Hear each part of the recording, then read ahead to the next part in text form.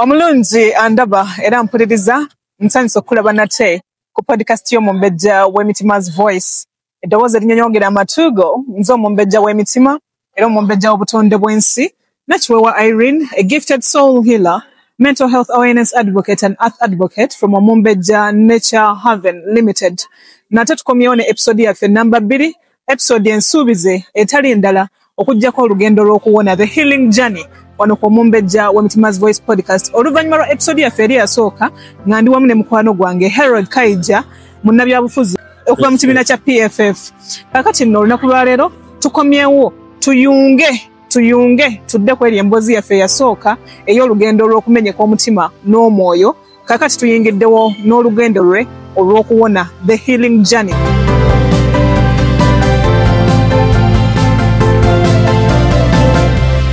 Harold, tusanze okulaba mu episode ya kale sanze okubeera naawe. Kakati beesunze. Bagamba kakati yawona atya, awo we tulinze twagala kulaba yakikola atya. Naye ng'okyebuuza ebibuuzo ebyo byonna oyagala kuwulira mboozi ya mwami ono butya bwe yavvuunuka embeera eri gy'asoose okutunyumiza gye yayitamu, eyamunyigiriza, eyamuleetera obulumi obwa buli ngeri. Mukwano gwange nkujjukiza nti dduka bunnambiro osubscribinge ku channel yaffe eno w'oba obadde tonnaba kusubscribinga, ate gwe yakatwegattako ng'obadde onyumirwa emboozi yaffe eno badde nkusaba mukwano tosubwa episode eddako ey'okusatu osooka osubscribinga. Subscribinga kijja kuyambako ate bw'onyiga kadde ako ka notification bell kajja kuba kakujjukiza ke kadde ako kakujjukiza nti kakati Omumbejja ataddeyo episode endala oba alina video ey'enjawulo endala gy'ataddeyo. Harold Kaija, back to you. Omuntu yenna bw'ayita mu bulumi the breaking point wano ku Omumbejja Mitima's Voice podcast gye nsooka okuyisaamu ng'otuuse era naawe gye watunyumizza olwedde olugendo olw'okuba nti omenyesa omutima n'omwoyo wabeerawo okuwona. Buli kizibu kyonna omuntu kyasisinkana mu nsi muno ebaayo essuubi. Wabaawo eddagala nti kakati olwadde ekirwadde weekiti kati eddagala lyerino. Eddagala liyinza obutaba panado naye nga waliwo ebintu bye tukola okusobola okulabika nga tuvuunuka ebizibu eby'enjawulo mu nsi muno. Kakati mu healing journey eno olugendo luno olw'okuwona ekisookera ddala njagala kukubuuza era twagala kumanya okuwona omutima n'omwoyo guno ebyali byamenyeka mu ggwe kyakufaananira kitya? Kyakuwa kifaananyi ki? Buli omu yakimanya nti kakati oli mu lugendo lwo lwakuwona. Kyali kyamukasirise oba wali teweetegererako ddala? Ebintu ebyange okusooka nzikiziganya ne experiences. Mikwano gyange ebbanga lyonna abasinga badde nga basajja bansinga obukulu. Era kati nyinayo ow'ekyenda mu 8 nga mukwano gwange. N'omulandoza namupostinze ku Facebook wa 9 mu 7 zemukiira. So they are my friends. Nyina aba 80s, nyina aba 70s that I spend out of time nga bakubuulira ekibayiseemu. One ebbanga nalabira nnyo ebi Nigeria. And one thing I loved about Nigerian movies zaali zoogera ku bulamu obufaanagana n'obwaffe. Kituufu y'ensonga lwaki nange nayagalanga nnyo biraba. Biraba nnyo kaakati ogenda okulanga buli kyolaba era bakulaga kyolabye naye kyotalabangako embeera nekugwako n'okikola ki n'okiraba. Bino ebintu bisomesa. Okay, kyekino eno script bw'etambula n'oma oli kyakola n'olaba bwe kiggwa. Kati buli lwolaba ekintu Abaganda kyaga ekijja omanyi kinyaga bitono n'olaba ekintu bwe kigenda oluuzinga kitono. Sometimes disengage wakankite. Kati nga omulwadde golaba amazima n'agenda afa. Era ojjolayo omuntu alwadde chronic disease bw'ataba w'amaanyi nnyo oluusi ne bw'aba w'amaanyi nnyo abamuziika baba batono. Naye oli ne bw'ataba w'amaanyi ne bagamba bankupira amasasi sooka okufa kwewuunyisa ne kuleeta abantu bangi oluusi kuziika ye okumanya circumstances ki ezaleese ekira. Nasisi y'omuntu yazze n'aziika ki oli gwe bakubi wali amasasi naye ng'ono yadde ajja alwala ennyo kawummule n'afudde ekibwatukira gundi gwe nabale naye jjo nti afudde no afudde. So ebinaijeera ebyanjigiriza experience abantu zanjigiriza n'ekirala n'okusoma psychology. Psychology is the study of the behavior of the mind. okumanya abantu balowooza batya beeyisa batya Irene nsobola okukola nti onjagala nsobola nange okulaba nenkula nti weeyisaako weebuzaabuza no waliwo abantu they are very good actors nengatta bingi sikulaba naye nogenda okuwulira munda muli nga mwoyo waako si mwoyo nga ndi mu kusoma the behavior of the mind nze okuba n'omuntu ku ssimu manya nkufiiringa era jaba ati budakigema mbadde nkubuuzako buuza nava bwenzija okukyala ewuwo nolanga ludde ebbanga manya I feel basanyusa okundaba bwe ndabika nga mpulaba muntu alabika talika munange n'omulaba bwete nga nonno mbadde nambye sijja kuyitako naye nga lweyandaga naye nga sina wendaga nintama nengenda ki engenda eka so nti psychology nagala ne sociology abantu beeyisa batya lwaki bayisa embeera nezekuba nga sociology akulaga society nti omuntu abantu bakuze nabo ne gyabeera bisalawo nnyo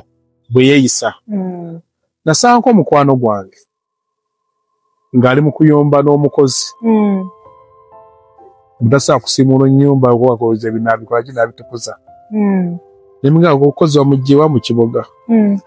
ewaabwe ennyumba yabadde yakimbe ya ttaka kati guukayanye kusiimula seminti ne tiles ndaba nawe naasiimudde nnyo kubanga ebintu tabikola ki kati nze olwemmanya nomanya nti ono embeera gye yakuliramu na wano we tumuyina bambi agezezzaako kati buli otaba ekyo kinyamba nnyo kyoba era njuzi waliwo ekintu ekyabaawo ku ofiisi omu wasafaanagaga nti mukama wange ntegedde lwaki otula oluusi n'osirika n'ogenda n'omenya akasawa n'otula n'osirika n'obeera kanogyeyo kyekitabo manye okukwata oba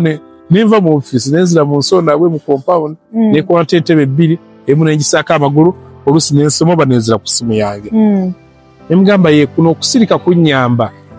buli lwoyogera oluusi oyatula aye ne weesanga ate oyagala kwetonda naye nga ate byayogedde byakoze dda damage naye nga noova omumaze olwokukola sanga anidde ensobi tekimuddamu kuba buli dakiika eyitamu kyoyagala okuddamu omuntu kikyuka netoni nekyuka na buli kimu ekikola ki ekikyuka so nti ebyo eyo obumanyirivu bwennyina bunnyambye nnyo mu bintu bingi ne sclashinga nnyo n'abantu era oluusi abamu ne weesanga buseera beesanga badde wange okwetonda kubanga oluusi yes oluusi olayinza okukola ekintu ate gwe nozaawo ekisinga kikye kaka ne weesanga ate gwe olina ate okukola ki okwetonda ziseetekamu eyo mbeera I leave it to you kati ogenda okweza nomanye kati awo namukola bwedi kati nga gwe olina okunoonya oba mugana olonye tutule tukole ki ng'olaba gwe wankola obubi kyo kyeŋŋenda nti kibanye ngamba omuntu nja kukubeererawo ngenda okigamba maze kirowooza linga bwe ntumya byetise ebintu bisobola obutayamba kukola kintu kyoba olwensirika nga toyogera olinabuza nga toyogera nga yes nga nti nza okkiriza ye naye tojja gisobola oba n'ogamba nedda ate olina omutta nnyo ng'ate bw'aliseeza omulekamu essuubi yalifunye oluusi amaanyi agerwanako oba naawe edda n'ofuna agamuyambako ne mufuna middle ground ne mutambula era njira nnyo abantu topapira nnyo answers kati nze I take my time okunyiiga nga wendaga ensonza kakwerowooza okunyiigira I find that abnormal. True, yeah, it sounds when it is all when I say something nga kinyiiza kiyinza okuvaano nga ndi musanyufu gy'oli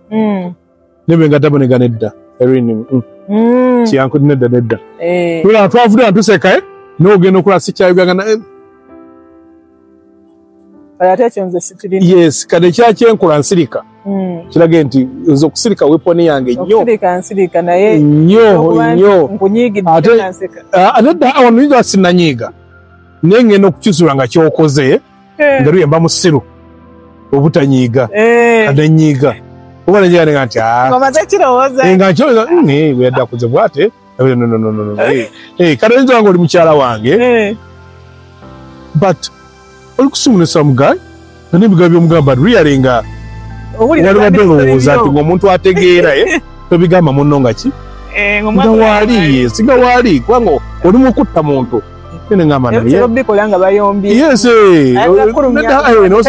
atongera omwana akwata tena omuntu ku video call really nga naawe owulira oli kyamukola ki kyamugano nga kati ono alaka kyaliko kunnumya she's after something kati nesinyiga nenga ate nnyize nenga ate ngenze ekitegeeza ebyo bitera okubanga byamukasirisa okuwona omutima n'omwoyo yes byamukasirisa nagwiga okugujjanjaba nebuuza ku muntu nga kinsuseeko obunene neera abasiniya sebuuza kwa agement bange nina abasajja nga abakulu kakati ngaoyo omwami Dr. Besigye omwebuuzaako naye ate oyo gwe bamusiba naye Haji Obed ne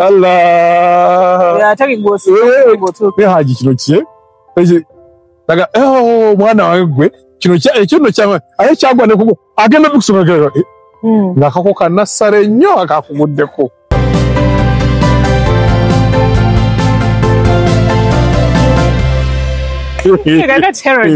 wano kwa Mumbejja Voice Podcast tukkiriza nti omuntu yenna alina okuyita mu bulumi newankubadde otubuulidde nti gwe olina engeri gye wezzaamu amaanyi olina motivation zeze zikukeepinga okubanga owona nga zikuyambako okusobola okwebuulirira oyogedde ku bantu abamu naye twagala kaakati omuntu oyo ayinza okuba nga naye ali eyo ani oba kintu ki kyewakola ekyakuyamba okudda engulu oluvannyuma lw'okumenyeka omutima ku mulundi guli ogwasooka mu episode yaffe esoose wayinza okubeerawo omuntu nga wandyagadde okumwatala n'ogamba ono yannyambako mu kaseera we nali wansi ono yambulira kino kale nakulabayinza okusobola okuvunuka embeera eyo nedda kati waliwo olunaku lumu twagenda ebugirwayo by election by election eyo yayitaako ne bubasaalirwa neŋŋenda ku muzindaalo nenjogera ebigambo bannaffe abali sayidi y'abasaalirwa ne babi editinga ne byapyanga nze agambye nti bw'otawa kandidate owaffe olonde ow'NRM nebigambo bingavaayo ne kampani ebinfuukire ne binzitowerera oli wattutumu yes bantu bakunyiigidde naye bannange betwali nabo teri abirabamu ki nga maze obyogera ng'alaba ye message yaffe ki yennyini ng'alaba ati wakubye message kakale ye nabo bamalobi basaliramuko ne balanga okulabira ddala ng'ate nze ddala nange yakoze ki ng'ate baaliwo baraka bamuwadde sente atukole kino nempulira nga kikoze ki kikuziteeredde naye bwe nayogera Dr. Besigye nanga nti abantu bonna bayogedde lwaki olowooza bajjeemu ggwe kale kitegeera tokyali mutono ng'amanyi byeyogera biri believable bibanoonyeza okuba mu ki ebyo bigambo byanze ngamba nambuuza singa if you're nobody ne bw'oyogedde ekisembayo obunene message yadde ekitegeera message yadde ekutta abantu kuba nagamba abantu muno mulimu sayidi bbiri mulimu abanyigirizibwa n'abo banyigiriza kati abanyigirizibwa abakulembedde ekandidate waffe Namatende era bw'oba onyigirizibwa gw'olina okuloonya kati mwe message eri egayiddeyo kandidate w'abali buye si wa opposition ewaki kati baali balina okuloonya gidismantolinga kati singa saatula Dr. Besigye omanyina owulira abantu bakuba esimu ne bali bakwaneyo ku Facebook n'owulira nga akantu kakoze ki olwekyo kyebayogedde ekyo ekimu ku kyali kinnemye nga n'okwekonsooli nga kinfu nembuuza lwaki navuze amafuta neŋŋendayo ye lwaki singa saasigadde naŋŋamba no nti kakitegeeza you have become somebody kati nga bw'ofuuse somebody kati bakuba ggwe nanti omuti oguliko ebibala era yaŋŋamba yese ekyo kyekimunuza nva kukijjukira ojijjukira singa ade wabiŋŋambye nali badde osenga nawulire episode esooka nga ngigambye naye kati alwenjinega nalaba nga kati era bwe nabasinkana abaakakola sometime ne baŋŋamba nti gwe message wali otukubye yali y'amaanyi nga bwe tugireka n'ensinki nga mitwe gy'abantu tewali kalulu so oyo yanyamba nanzikakkanya ngiye muganda otasajika kwanga tatayiza bitegeera nga ekaikono yayinza okugitegeera n'amanyambo ne lwaki najogedde nanzikakkanya. Harold, omuganda agamba nti obugonvu bw'olujegere emanyi gaalo. Bugonvu kiggwe nga ggwe obwakuwonya mu kaseera ako ng'omenyesa omutima n'omwoyo? Obugonvu ngaawe nawe kyeggambye bw'okusirika. Kusirika nayiga bangamba batugamba gwampira nnyo abuli abakyala ninagira nti lwakuba abakyala babuulire osanga naffe singa tulina nsi gyatubuulira singa tugamba era okusirika kuli mu ki amagezi. So for me keeping quiet is a weapon, very strong weapon. Osirika oyita manyi kikyozzaako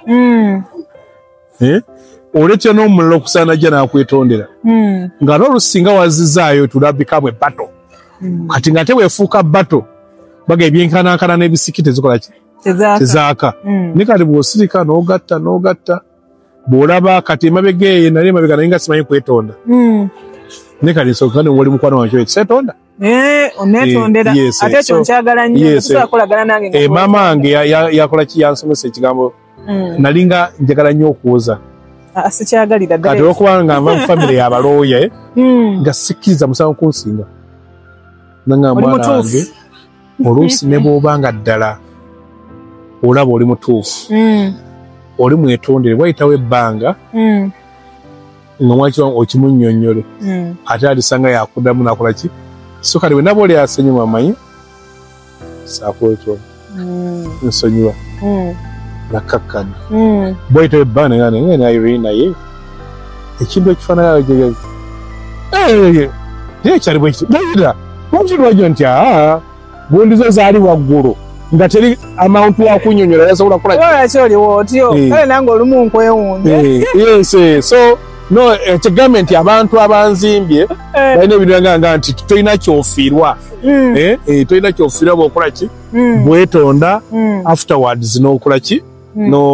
oli n'omubuulira n'akitegeera gamba nemwesortinga and ne moving on otherwise oyinza okwagala wano mwejegundi ng'oli anyiize nnyo akoze noga naye kati singa amwetondedde wadde ofiirwa waliwo akaseera mu bulamu bwo munda muli ng'owulira nti kyonna kyonna kyekiri kyempitamu wadde omutima gwange gumenyese wadde ekyamazima nnumizibwa wadde ekiro ntuuka ekiseera n'enkaaba n'otulo ne tumbula nga sifuna yadde ku mpeke ya tulo nembeera mu buliri ekiro kyonna kyonna ne ntunula paka obudde kukya n'owulira muli eri nti kyonna kyonna kyekiri kijja kuggwa. Yes, nga bwe naggambye over time kati omanye kati foyita mu bintu bingi n'okkiriza mbu teri kitakola ki kitaggwa nze mmanyi teri kitaggwa ffe tubadde mu bino eby'obululu naddanga buno obululu bwa pulezidenti ne mulabanga ensolo mugikoze eki mugikutte yakola nti kati gavumenti yaffe bagifunye dda akalulu